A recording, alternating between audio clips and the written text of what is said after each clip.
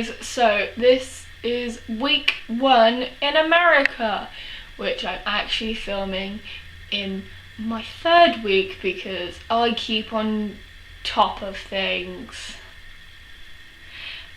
So week 1, my first official week in America, you know, when it isn't spent half the time in one country and half the week in another country. This is full length, whole week. And my mum has finally got around to watching my videos and has given me some constructive criticism. I can't speak this afternoon.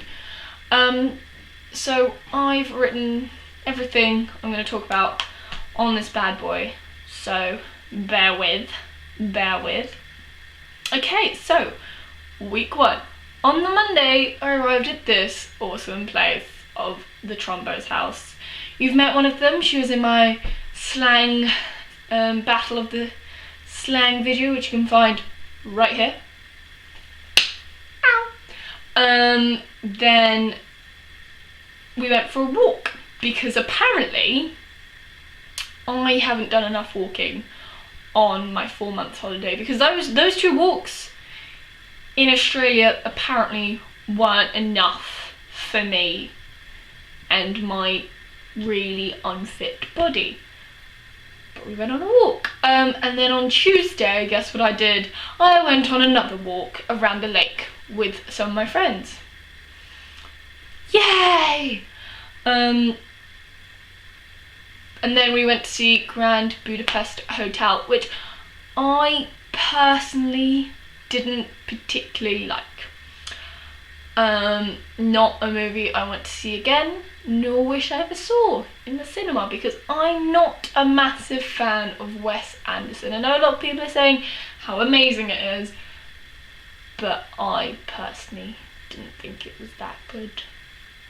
So also what I've noticed, no sweet popcorn in America. Nowhere do they have a choice of salt or butter or whatever and salt. That's it. No sweet popcorn. I don't even like salt popcorn. What am I meant to do? I want popcorn. No, sorry, you can't have it because there's only salt. You'd think America, of all places, would be the one with the salt popcorn. I mean, with the sweet popcorn. But no, they do not sell sweet popcorn. But when I came home to find this lovely sight on my bed. Right, America.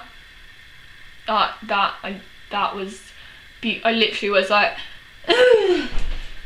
that was my reaction to finding that less exaggerated. On Wednesday I did nothing, so we don't need to go into that. On Thursday I went to downtown Seattle with my friend, and I went to the first ever Starbucks. I'm not a massive fan of Starbucks, but it was pretty cool. Got myself a drink from there because you have to do that. And lots of Americans keep on asking me what I'm doing in America, and I get confused for a split second of like, how do they not know? Oh wait, this accent. Americans and their English. The amount of times I've had to explain that my accent is not what everyone sounds like in England. There's different accents. In fact, my accent isn't even the one from South London. This is like a Chelsea accent, roundabout, give or take. This, like, London itself has like 50 billion different accents in itself, but they don't understand. And then people say they like the Mancunian accent. Anyway, so we went to the first ever Starbucks, and then my friend brought me to the gum wall, which is what it says on the tin. It's a wall covered in gum.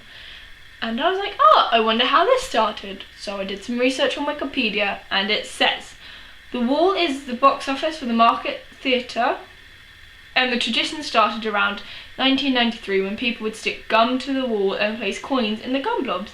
It became a tourist attraction in 1999. It's like fifth most unhygienic attraction in the world. It's disgusting.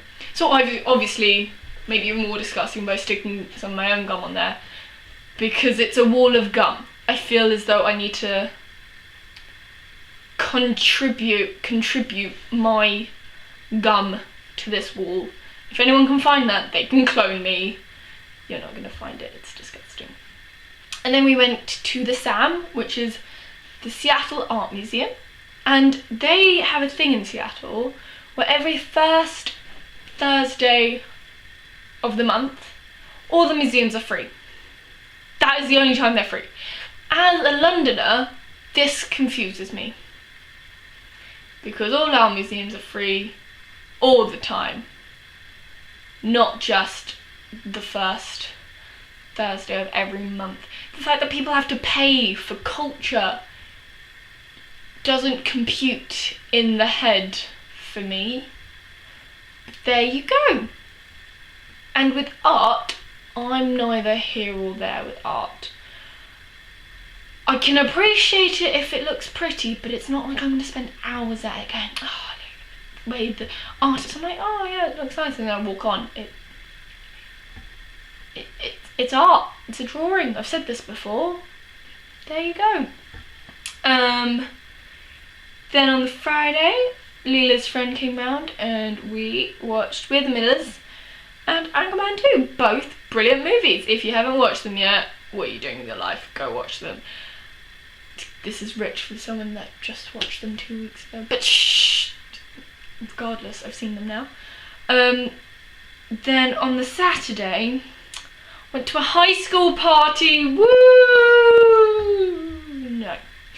Not what I was expecting. My friend forgot to mention that it was a high school gathering and not a party. Not what I expected. I expected red Solo cups, music, dancing, food. I got in and they were all watching a musical on the telly.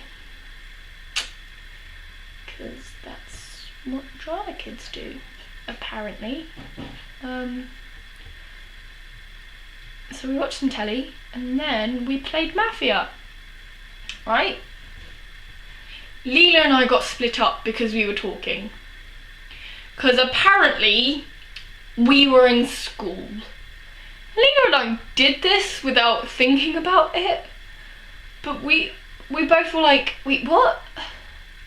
I didn't realise I was still in school.